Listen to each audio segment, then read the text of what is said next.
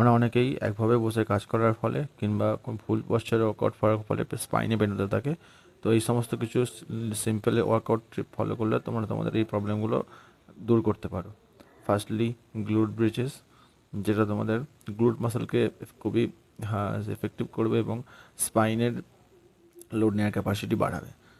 Next workout তোমরা করতে পারো ক্যাট কাউ স্ট্রেচ, যেটা তোমাদের স্পাইনের মোবিলিটি বাড়াবে, তোমাদের ওয়ার্কআউটের পশ্চার বেটার করবে এবং তোমরা লম্বা ডিউরেশনে যদি কোনো রকম কাজ করতে পারো সেটাকে তোমরা সাপোর্ট করবে। নেক্সট করতে পারো তোমরা ব্রিড ডগস, যেটা তোমাদের শরীরে স্পাইনের যে লোড পাওয়ার ক্যাপাসিটি সেটা বাড়াবে এবং অনেক বেশি ফ্লেক্সিবল করতে হেল্প করবে।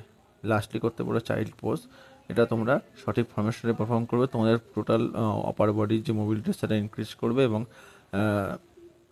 খুব বেশি ফ্লেক্সিবল হবে শরীর। তো এগুলো তোমরা ট্রাই করতে পারো, কেমন লাগছে অবশ্যই।